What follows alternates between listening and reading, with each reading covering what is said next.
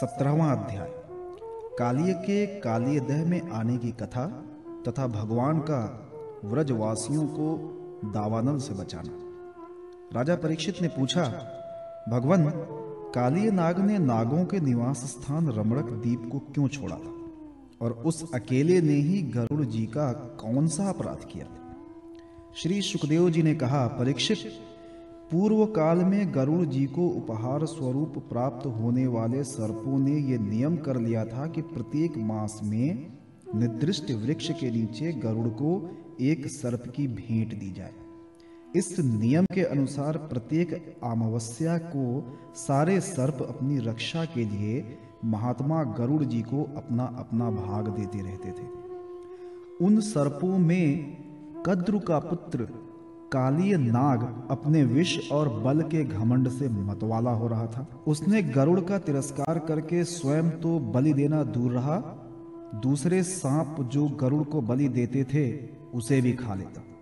परीक्षित, ये सुनकर भगवान के प्यारे पार्षद शक्तिशाली गरुड़ को बड़ा क्रोध आया। इसलिए उन्होंने कालिय नाग को मार डालने के विचार से बड़े वेग से उस पर आक्रमण किया। विषधर कालिय नाग ने जब देखा कि गरुड़ अपने वेग से मुझ पर आक्रमण करने आ रहे हैं, तब वो अपने 101 फण फैलाकर डसने के लिए उन पर टूट पड़ा। उसके पास शस्त्र थे, केवल दांत, इसलिए उसने दांतों से गरुड़ को डस लिया। उस समय वो अपनी भयावनी जीभें लपलपा रहा था। उसकी सांसें लंबी चल रही थीं और आंखें बड़ी डरावनी जान पड़ती थीं। ताक्षर्य नंदन गरुड़ जी विष्णु भगवान के वाहन हैं और उनका वेग तथा पराक्रम भी अतुलनीय है। कालिय नाग की यह ढिठाई देखकर उनका क्रोध और भी बढ़ गया तथा उन्होंने उसे अपने शरीर से झटक कर फेंक दिया एवं अपने सुनहले बाएं पंख से कालिय नाग पर बड़े जोर से प्रहार किया। उनके पंख की चोट से कालिय नाग घायल हो गया। वो घबराकर वहां से भगा और यमुना जी के इस कुंड में चला आया।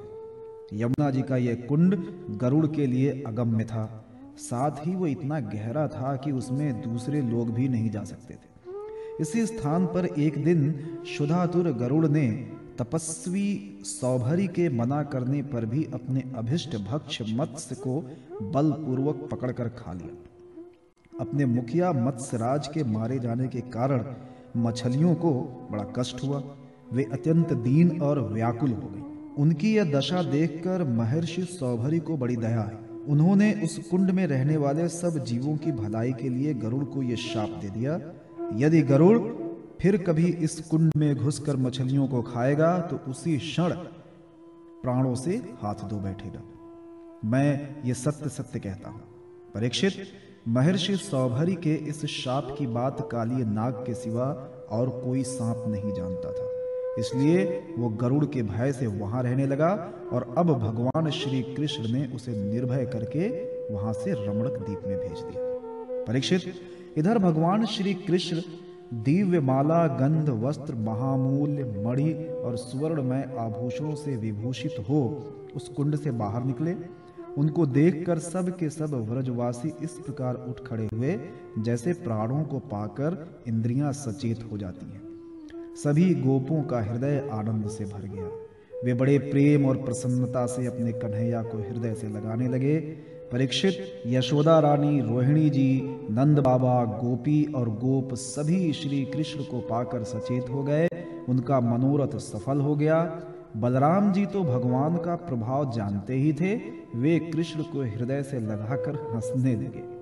पर्वत, वृक्ष, गाय, बैल, बछड़े सब के सब आनंद मग्न हो गए। गोपों के कुल गुरु ब्राह्मणों ने अपनी पत्नियों के साथ नंद बाबा के पास आकर कहा, नंद जी, तुम्हारे बालक को कालिय नाग ने पकड़ लिया था, सो छूटकर आ गया है। ये बड़े सौभाग्य की बात है। श्री कृष्ण के मृत्यु के मुख से लौट आने के उपलक्ष्य में तुम ब्राह्मणों को दान करो। परीक्षित, ब्राह्मणों की बात सुनकर नंद बाबा को बड़ी प्रसन्नता हुई। उन्होंने बहुत सा सोना और गौएं ब्राह्मणों को दान में दी।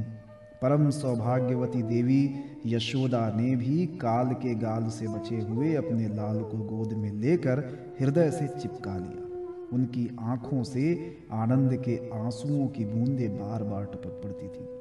राजेंद्र, व्रजवासी और गौवें सब बहुत ही थक गए थे।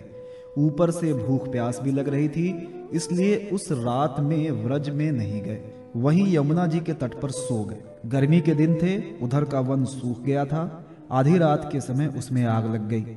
उस आग ने सोए हुए व्रजवासियों को चारों ओर से घेर लिया और उन्हें जलाने लगी। आग की आंच लगने पर ब्रजवासी घबराकर उठ खड़े हुए और लीला मनुष्य भगवान श्री कृष्ण के शरण में गए। उन्होंने कहा, प्यारे श्री कृष्ण, श्याम सुंदर महाभाग्यवान बलराम, तुम दोनों का बल विक्रम अनंत है। देखो देखो, भयंकर आग तुम्हारे सगे संबंधी हम स्वजनों को जलाना चाहती है। तुम में सब सामर्थ है, हम तुम्हारे सुहृदय हैं, इसलिए इस प्रलय की अपार आग से हमें बचाओ। प्रभो, हम मृत्यु से नहीं डरते, परंतु तुम्हारे अकुतो भय चरण कमल छोड़ने में हम असमर्थ हैं। भगवान अनंत हैं, वे अनंत शक्तियों को धारण करते हैं। उन जगदीश्वर भगवान श्री कृष्ण ने जब देखा कि मेरे स्वजन इस प्रकार व्याकुल हो रहे हैं, तब वे उस भयंकर आग को पी गए।